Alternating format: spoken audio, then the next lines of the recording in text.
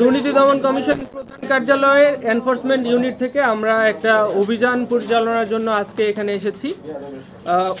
অভিযোগটির মূল বিষয় ছিল বাংলাদেশ ক্রিকেট বোর্ডে বিভিন্ন ক্রিকেট লিগের বাছাই প্রক্রিয়ায় দুর্নীতির মাধ্যমে অবৈধ অর্থ অর্জন সহ নানাবিধ দুর্নীতি এবং অনিয়মের অভিযোগের প্রেক্ষিতে আজকের মূলত এই এনফোর্সমেন্ট অভিযানটি। এখানে আমাদের কাছে সুনির্দিষ্ট কিছু অভিযোগ ছিল, তার মধ্যে আছে থার্ড ডিভিশন কোয়ালিফাইংয়ের ব্যাপারে। 2023 সালে টিম সিলেকশন সহ বিগত বছরগুলোতে টিম সিলেকশন কিভাবে হয়েছে আমরা এখানে এসে দেখেছি যে আগে টিম সিলেকশন বা তাদের আবেদনের জন্য ফি নির্ধারণ ছিল 5 লক্ষ টাকা। তখন 2 অথবা 3টা টিম এখানে শুধুমাত্র আবেদন করত, তা থেকেই তারা বাছাই করত 2টা অথবা একটা টিম এরকম। কিন্তু এবছর দেখা গেছে যে আপনার ফি যখন 1 লক্ষ টাকা করে দিল তখন 60টা ক্লাব হচ্ছে অ্যাপ্লাই করেছে। এখন আমাদের কথা হলো যে কেন আগের বছরগুলোতে 2টা বা 3টা টিম অ্যাপ্লাই করত ক্লাব কোয়ালিফাইংয়ের জন্য, আর এখন কেন একসাথে মানে 60টা টিম অ্যাপ্লাই করেছে?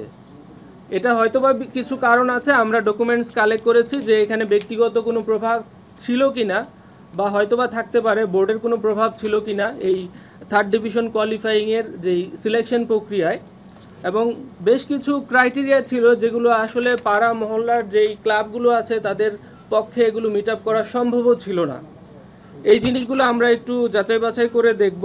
আরেকটা ব্যাপার আছে যে টিকিট সেলিংয়ের ব্যাপারে আমরা এখানে দেখেছি বিপিএলের 3rd আসর থেকে 10ম আসর পর্যন্ত টিকিট সেলিংয়ের যেই আয়টা, আপনারা জানেন যে বিসিবির মানে অন্যান্য আয়ের একটা পার্ট হচ্ছে টিকিট সেলিং থেকে আয় আসে।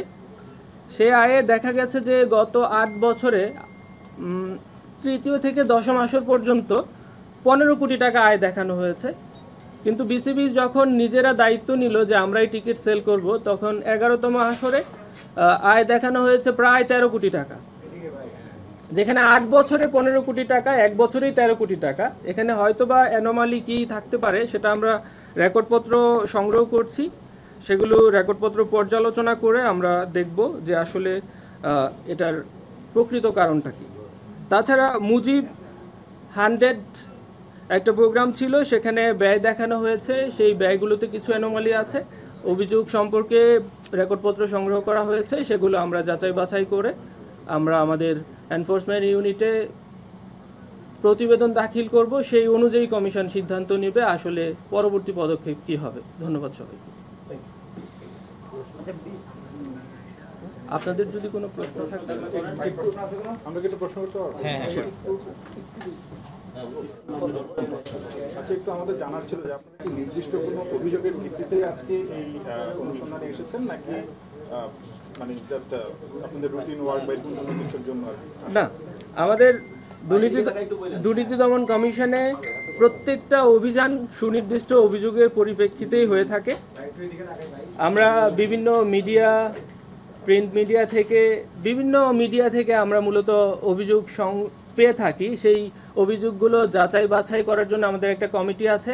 যাচাই বাছাই কমিটি থেকে অনুমোদন দিলেই শুধুমাত্র আমরা এনফোর্সমেন্ট অভিযানে আসতে পারি। আমরা নিজেরা এনফোর্সমেন্ট অভিযানে আসতে পারি না, কমিশন থেকে নির্দেশিত হয়ে তারপর আমরা অভিযানে আসি। এবং এখানেও সুনির্দিষ্ট কিছু অভিযোগ আছে, সেগুলোর পরিপ্রেক্ষিতে আমরা এখানে এসেছি, রেকর্ডপত্র সংগ্রহ করছি, সেগুলো যাচাই বাছাই করা হবে। স্পেসিফিকভাবে কোন কোন ডিপার্টমেন্ট পর্যন্ত আপনারা কি কি নথি চেয়েছেন এবং কোন কোন নথি পেয়েছেন এবং মানে এভাবে সহায়তা করা হচ্ছে কিনা? হ্যাঁ, ওনাদের কাছ থেকে আমরা সহায়তা পাচ্ছি।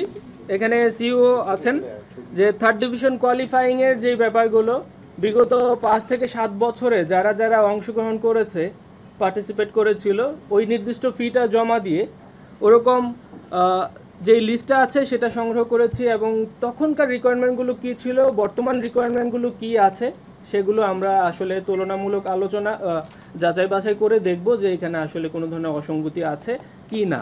আসলে বোঝা যাচ্ছে, আপনারা খেয়াল করে দেখতে পারবেন যে বিগত বছরগুলোতে 2 থেকে 3টা অথবা 4টা টিম অংশগ্রহণ করত, আর এবছর 1 লক্ষ টাকা ফি করে দেওয়াতে 60টা দল অংশগ্রহণ করেছে। তাহলে বুঝতে হয়তো বা অংশগ্রহণ করার এরকম স্বাধীনতা ছিল না।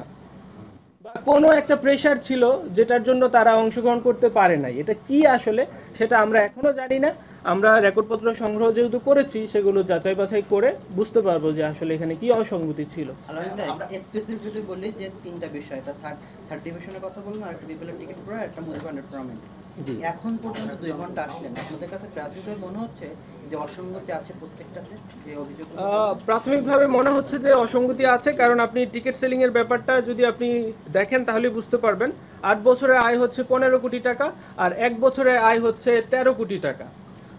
এবং সেটা কেন হলো যে আগে আমরা এখান থেকে যে তথ্য পেলাম যে আগে নির্দিষ্ট একটা অ্যামাউন্ট নিয়ে একটা এগ্রিমেন্ট করা হতো, বিভিন্ন কোম্পানির সাথে চুক্তি হতো, ওই এগ্রিমেন্ট অনুযায়ী তারা টিকিট সেল করতো এবং হয়তোবা নির্দিষ্ট একটা অ্যামাউন্ট বিসিবিকে দিত, যেটা তাদের আয় হিসেবে গণ্য হতো। কিন্তু বিসিবি লাস্ট 3-4টা আসর নিজেরাই হচ্ছে টিকিট সেল করছে এবং আমরা 11তম আসরে দেখলাম যে 13 কোটি টাকা আয় হয়েছে।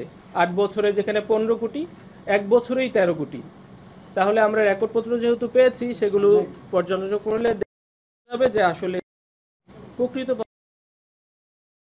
কথা বলতে ওখানে আপনি একটু বলুন। মুজিব 100-এ যে কনসার্ট সহ যে প্রোগ্রামটা হয়েছিল, এখানে ইন টোটালি প্রায় হচ্ছে 25 কোটি টাকার মতো হচ্ছে খরচ দেখানো হয়েছে। বাট অ্যাকচুয়াল আমরা যে অভিযোগ পেয়েছি সেটার কথা বলতেছি, বাট অ্যাকচুয়াল খরচ হয়েছে 7 কোটি সামথিং। এখানে প্রায় 19 কোটি টাকা মানে খরচ দেখানো হয়নি, না দেখায় সামহাও এটা সরানো হিসাবে কিছু হচ্ছে, এরকম একটা অভিযোগ পাইছি। তো এখন পর্যন্ত যেটা হচ্ছে এটার ব্যাপারে ফিনান্স ডিপার্টমেন্টের কাছে আমরা ডকুমেন্টগুলো চাইছি। তো আমরা যেটা এখন পর্যন্ত বুঝতে পারছি যে লাস্ট কিছু আমাদের অভিযোগ প্লাস হচ্ছে কিছু ডকুমেন্ট পর্যালোচনায় এখানে প্রায় 19 কোটি টাকা মতো হচ্ছে অ্যানোমালিস আছে। আর হচ্ছে এখানে টিকিট বিক্রি বাবদ প্রায় 2 কোটি টাকার মতো আয় হয়েছে। এটাও আমরা অভিযোগ পাইছি যে এই 2 কোটি টাকা খরচের মধ্যে দেখানো হয় নাই। তো সেই হিসেবে এই যে টাকা সরানো বা আত্মসাতের ইস্যুটা এখানে আরও একটু বাড়তে পারে, 20 কোটিও প্লাস হতে পারে। তো এটা আমরা এখন পর্যন্ত কনফার্ম হয় নাই, এটা রিলেটেড ডকুমেন্ট এখনও পাই নাই হাতে। এটা ডকুমেন্ট পেলে অ্যাকচুয়াল ফিগারটা আমরা বলতে পারবো। এটা অভিযোগের কথা আমি বললাম, এটা নিয়ে কাজ করতেছে। এখানে হচ্ছে তো 15 কোটি টাকা তো হচ্ছে বরাদ্দ ছিল এই আসরের জন্য। হ্যাঁ, বরাদ্দ ছিল, বাট এরপরে হচ্ছে খরচ দেখানো হয়েছে 25 কোটি। হ্যাঁ, কিন্তু অ্যাকচুয়াল খরচ হয়েছে 7 কোটি টাকা। এটা আমরা অভিযোগের মাধ্যমে জানতে পারছি। ঠিক আছে, আপনার একটু ডেজিগনেশন শুনে নাম। আমি আল আমিন, সহকারী পরিচালক। আমি মাহমুদুল হাসান, সহকারী পরিচালক। আচ্ছা, আমরা একটু বিসিবির কাছ থেকে, যেহেতু তারা আসছেন, আপনাদের এই যে নথিপত্র দিচ্ছে বা আপনাদের কাছে অসঙ্গতিগুলো আপনারা ইতিমধ্যে জেনেছেন যে 3টা স্পেসিফিক অভিযোগের ভিত্তিতে ওনারা এসেছেন এবং ওনারা বলেছেন যে ওনাদের কোন কোন বিষয়ে এসেছেন।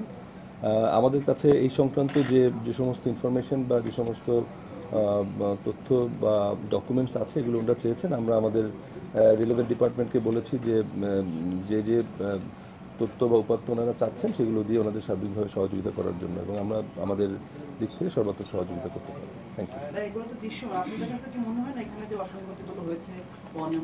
আসলে এটা তো একটা অভিযোগটা যেহেতু তদন্ত হচ্ছে, এই বিষয়ে আমার এই মুহূর্তে কিছু বলা ঠিক হবে না, বাট তদন্তের আউটকামের পরেই হয়তো এটা ব্যাপারে আপনারা জানতে পারবেন। Thank you. একটা প্রশ্ন, এখানে তো হচ্ছে ওনারা সরাসরি অর্থের বিষয়টা বলছে যে 8 আসরে হচ্ছে 15 কোটি টাকা আসছে টিকিট থেকে, আর 1 আসরে আসছে 13 কোটি টাকা। বিষয়টা তো স্পষ্ট। এই বিষয়ে এটা তো একটা অভিযোগ। আসলে ফ্যাক্ট এন্ড ফিগারটা আসলে যখন ওনারা আরও ডিটেল যাবেন তখন হয়তো ওনারা বুঝতে পারবেন বা ওনারা এই ব্যাপারে এক্স্যাক্টলি বলবেন। আমাদের দুদকের যে কর্মকর্তাবৃন্দ ওনারা এসছেন, ওনারা তো বলেছেন যে বিষয়গুলো আসলে অভিযোগের ভিত্তিতে ওনারা এসছেন এবং অভিযোগটাই ওনারা বলেছেন। তো এক্স্যাক্ট ফ্যাক্ট অ্যান্ড ফিগার এটা ওনারা ডিটেলস যখন দেখবেন বা তথ্যপাত্রগুলো ওনাদের সামনে ওনারা পাবেন বা উপস্থাপন করা হবে, তখনই হয়তো ওনারা বলতে পারবেন। Thank you. সুজন ভাই, যে অভিযোগটা আসলে আসছে ওই সময়কার একমাত্র আপনিই আছেন, মানে ওই সময় আপনি যেহেতু প্রধান নির্বাহী ছিলেন, এখনো আছেন, তো সেক্ষেত্রে আপনি আসলে কিভাবে দেখেন ব্যাপারটাকে? আমি এসে মানে বিষয়টা আসলে একইভাবে বলি। আমরা তো আপনারা জানেন যে বাংলাদেশ ক্রিকেট বোর্ড যে একটা বোর্ড অফ ডিরেক্টরস থাকে, তাদের ডিরেকশন অনুযায়ী আমরা যে ম্যানেজমেন্ট টিম আমরা কাজ করি, অ্যাজ এ ম্যানেজমেন্ট টিম আমরা বোর্ডের ডিরেক্টিভ অনুযায়ী যে সমস্ত কার্যক্রম এগুলো পরিচালনা করি বা অপারেশনাল ফোর্স হিসেবে আমরা কাজ করি। সেক্ষেত্রে আমাদের কাজ হচ্ছে যে বিভিন্ন সময় বোর্ডের ডিরেকশন অনুযায়ী কাজগুলো এক্সিকিউট করা, অ্যাট দ্য সেম টাইম যেমন দুদকের সম্মানিত কর্মকর্তারা এসছেন ওনাদের রিকোয়ারমেন্টস অনুযায়ী আমরা আমাদের প্রয়োজনীয় তথ্যপত্র সংগ্রহ করবো। এটাই হচ্ছে আমাদের at this point of time exact requirements বলে আমি মনে করি। Thank you. ঠিক আছে, থ্যাংক ইউ।